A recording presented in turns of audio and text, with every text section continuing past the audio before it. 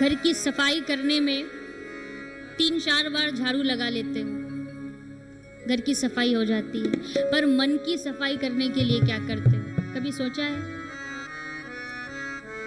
तुमने आंगन नहीं बुहारा, हमने आंगन नहीं बुहारा, कैसे आएंगे भगवान, कैसे आएंगे भगवान।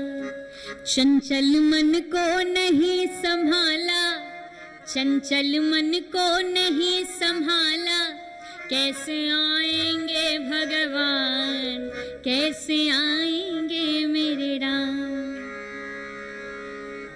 हृदय तुम्हारा पिघल न पाया, जब देखा दुखियारा, किसी पंथ भूले ने तुमसे पाया नहीं सहारा। सूखी है करुणा की धारा, सूखी है करुणा की धारा, कैसे आएंगे मेरे राम, कैसे आएंगे मेरे राम। हमने आंगन नहीं बुहारा, तुमने आंगन नहीं बुहारा, कैसे आएंगे भगवान, कैसे आएंगे मेरे राम। निर्मल मन हो तो रघुनायक शबरी के घर जाते, श्याम सूर की बाह पकड़कर साग विदुर घर खाते।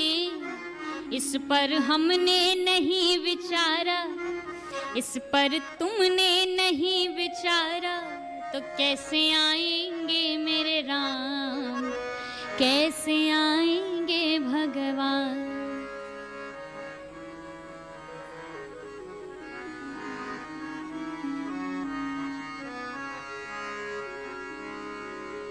इसलिए जिस प्रकार अपने घर को साफ सुथरा रखते हो ना, उसी प्रकार अपने मन को भी जितना पवित्र रख सकते हो उतना पवित्र रखो।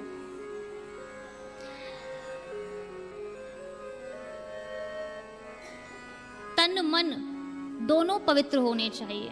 कुछ लोग कहते हैं मन पवित्र होना चाहिए, तन हो चाहे ना हो। ऐसा बहुत लोग मानते हैं कि भगवान तो मन देखते हैं। अब एक बात बताओ, चूल्हे पर अगर कोई सामग्री आप पका रहे हो तो पहले वो सामग्री गर्म होती है जो, या फिर जो पतीला रखा है वो गर्म होता है? चूल्हे पर अगर आप कुछ पका रहे हो तो पहले क्या गर्म होगा? पहले वो जो सामग्री आप पका रहे हो वो गर्म होगी कि जो पतीला रखा है वो गर्म होगा? पतीला गर्म होना होगा ना। तो उसी प्रकार पहले अपने तन को शुद्ध करो। ये नहीं कि 4-4 दिन नहा नहीं रहे हैं और कह रहे तन शुद्ध होना हो, मन शुद्ध होना चाहिए, मन पवित्र होना चाहिए। पहले तन तो पवित्र करो। जब तन पवित्र रखोगे तब तो मन पवित्र होगा ना। जब तन शुद्ध होगा तो अच्छे अच्छे विचार आएंगे, अच्छे अच्छे भाव आएंगे, अच्छे अच्छे कर्म करने का मन बनेगा। लेकिन जब तन ही पवित्र नहीं है तो मन कहां से पवित्र होगा? इसलिए तन मन दोनों पवित्र होने चाहिए। और जब तन मन दोनों पवित्र होंगे तब आपके जीवन में शांति और सुकून का अनुभव होगा। तन मन जब दोनों पवित्र हो जाएंगे तो अंत में बचता है धन। ये भी पवित्र।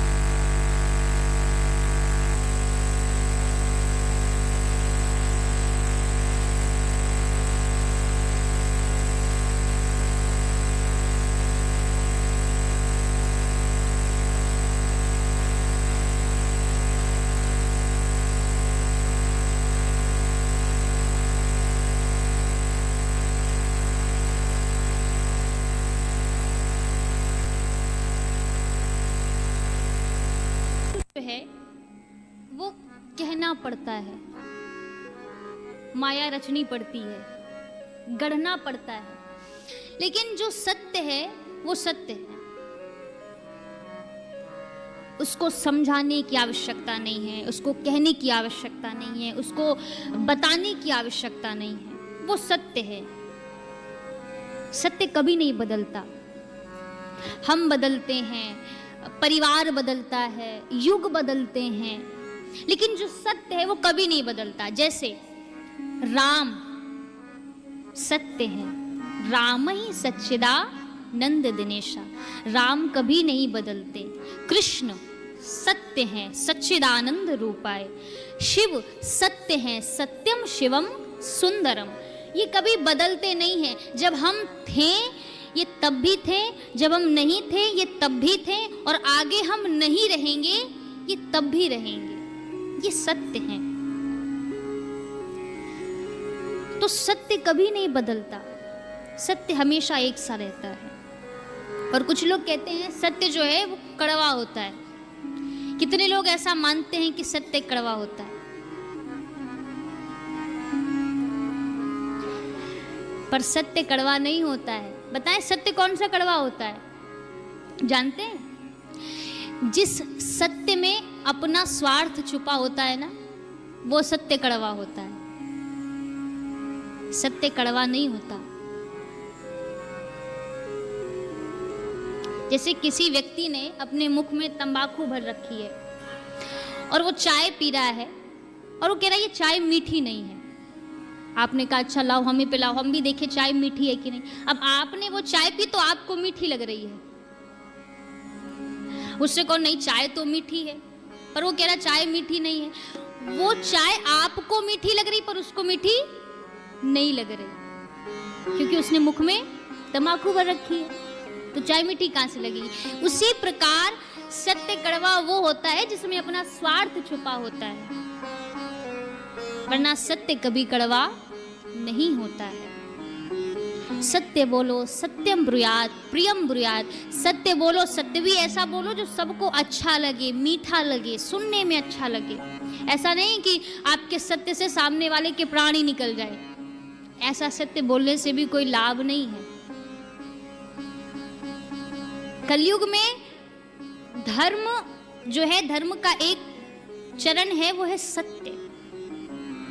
धर्म न दूसर सत्य समाना, आगम निगम पुराण बखाना। धर्म न दूसर सत्य समाना, आगम निगम पुराण बखाना। धर्म न दूसर सत्य समाना, आगम निगम पुराण बखाना।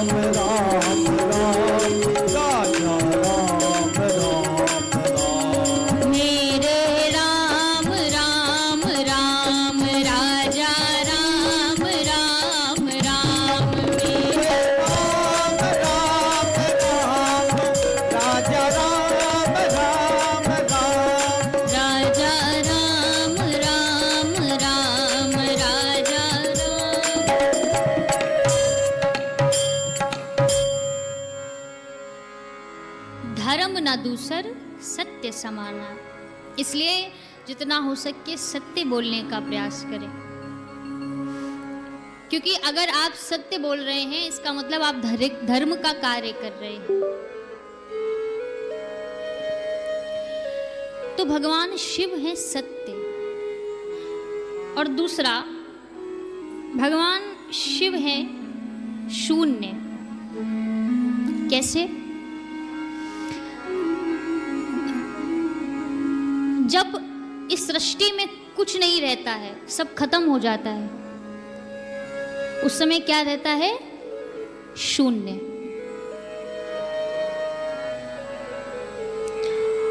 और जिस समय इस सृष्टि की रचना होती है उस समय भी पहले क्या रहता है भाई?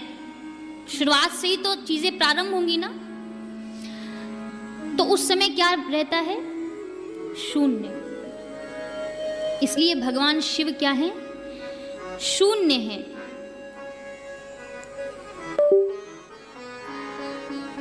जब कुछ नहीं होगा उस समय रहेगा शून्य, वो शून्य है भगवान शिव। और तीसरा भगवान शिव है अंधकार।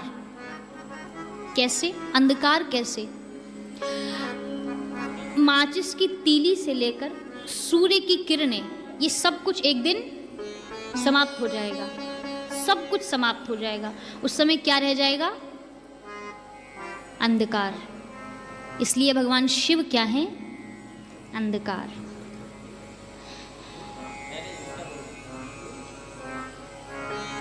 जिनका ना ही कोई प्रारंभ है और ना ही कोई अंत है, और जो प्रारंभ भी है, मध्य भी है और अंत भी है, वो क्या है?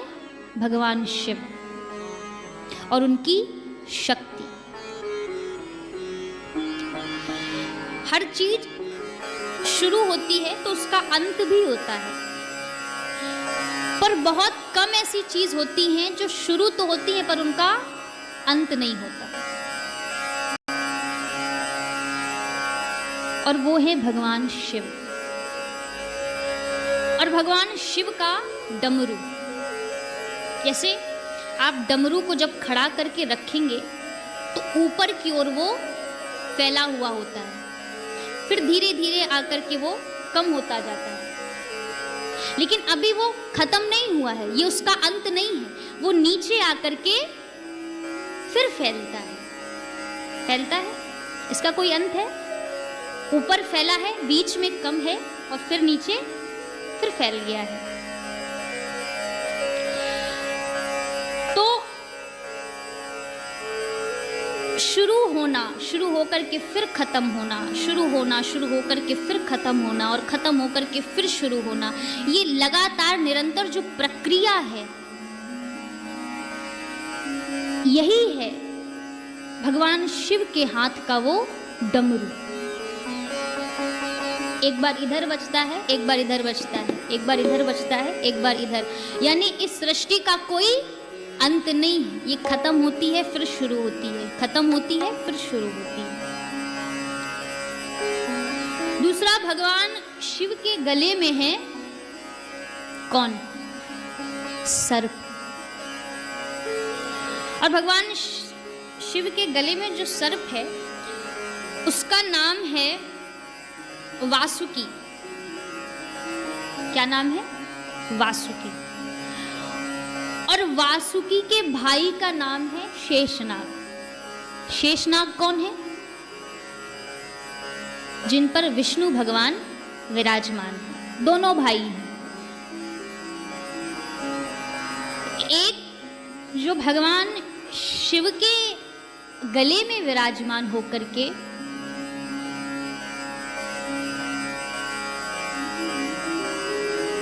अपनी शोभा को बढ़ा रहा है, और दूसरा जो उनके भाई हैं शेषनाग, वो भगवान विष्णु की सेवा में लगे हैं। जो सर्प है शिव जी का, वो क्या है? वो हमारी कुंडलिनी का प्रतीक है।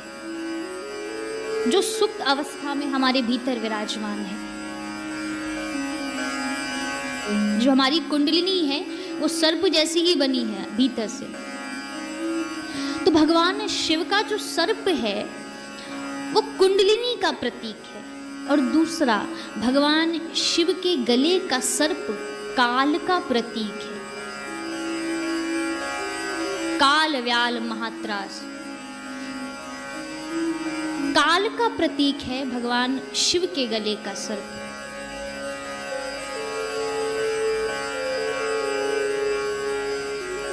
तो ऐसे हैं। शिव को समझना बहुत आसान नहीं है। हम सोच लें कि अगर हम ये ग्रंथ पढ़ ले, ये शास्त्र पढ़ ले तो हम शिव को समझ सकते हैं। नहीं, शिव को समझना इतना आसान नहीं है, क्योंकि शिव अनादि है। जब बड़े बड़े ज्ञानी ध्यानी ऋषि मुनि योगी उन्हें समझ नहीं पाए, स्वयं उनकी पत्नी सती नहीं उन्हें समझ पाई, मां पार्वती उन्हें नहीं समझ पाई, तो हम साधारण से जीव उस शिव को जानने की इच्छा कैसे रख सकते हैं। हाँ, हम तो उनकी लीलाओं का आनंद ले सकते हैं, पर बहुत ज्यादा प्रवेश नहीं कर सकते हैं उनके रहस्यों में। क्यों? अगर उनके रहस्यों में प्रवेश करेंगे तो सती के जैसे हम भी भ्रमित हो सकते हैं, जैसे मैया सती भ्रमित हो गई थी। तो हमें बहुत ज्यादा समझने का प्रयास नहीं करना। हाँ, एक इच्छा होनी चाहिए जानने की, अथा तो ब्रह्म जिज्ञासा। जितने मानव हैं सबका एक यही उद्देश्य है, उस ब्रह्म को जानने की इच्छा, उस ब्रह्म को समझने की इच्छा होना। यही सबका उद्देश्य है पूरी मानव जाति का। मैं कौन हूं, ये संसार क्या है और वो ईश्वर क्या है, ये तीन हैं प्रश्न जिनको हमें समझना है। और इसीलिए हमारा जन्म होता है, इसीलिए व्यक्ति का जन्म होता है कि वो अपने उद्देश्य को, अपने लक्ष्य को समझे। ये नहीं कि ये मानव जीवन मिला है, जी रहे हैं, खा रहे हैं, पी रहे हैं, चल रहे हैं, मौज मस्ती कर रहे हैं, बस खाएंगे पिएंगे ऐश करेंगे और क्या।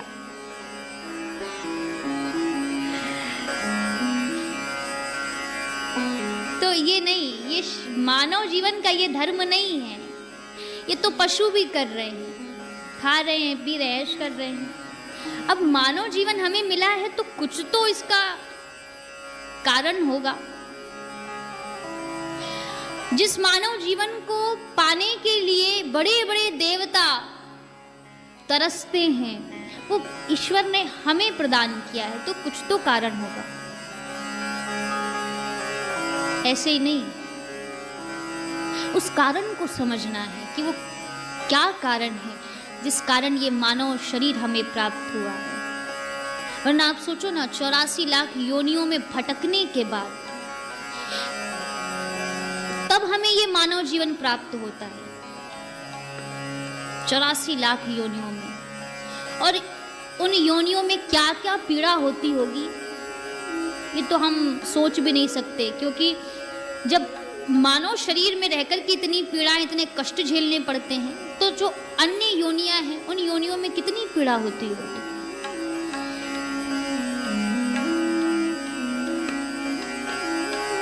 जबकि इस मानव जीवन को तो कहते हैं कि तुलसीदास जी ने कहा है, बड़े भाग्य मानुष तन पावा, सुर दुर्लभ सद ग्रंथ ही गावा। बड़े भाग्य, जब भाग्य हमारे उदय होते हैं, हमारे पुण्यों का उदय होता है, तब ये मानव जीवन प्राप्त होता है। तो आप सोचो, ये मानव जीवन इतनी मशक्कत करने के बाद हमें प्राप्त हुआ है, और उसके बाद भी अगर हम इसको खाने पीने में बिता दे तो फिर इस मानव जीवन का मतलब क्या रह गया।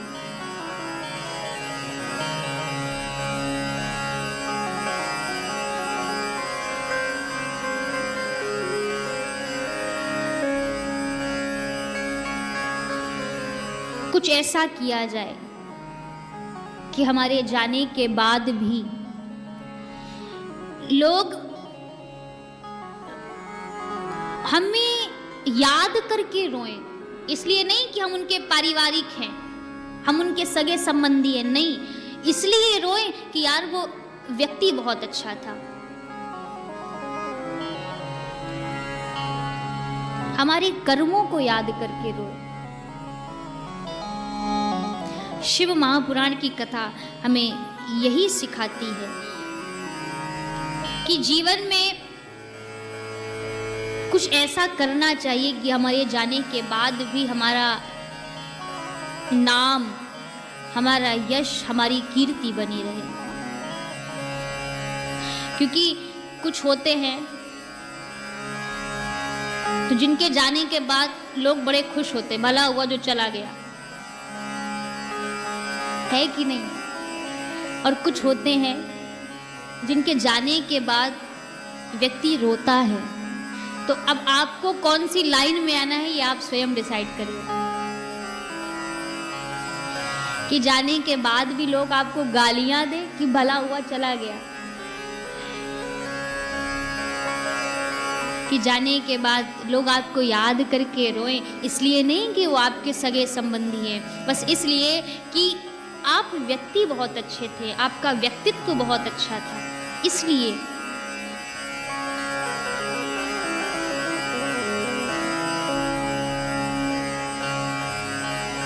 और हमारे साथ कुछ नहीं जाने वाला, सिर्फ हमारे कर्मों का जो फल है। लोग कहते हैं खाली हाथ आए हैं और खाली हाथ जाएंगे, ऐसा नहीं।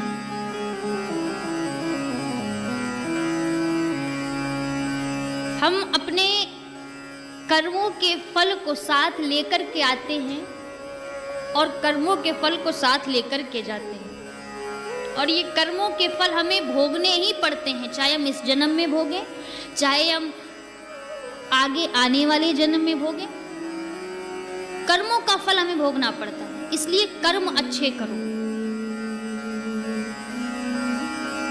भीष्म पितामह भगवान कृष्ण से यही प्रश्न करते हैं कि प्रभु मुझे अपने पूर्व जन्मों तक का याद है, कर्मों का फल हमें भोगना पड़ता है, इसलिए कर्म अच्छे करो। भीष्म पितामह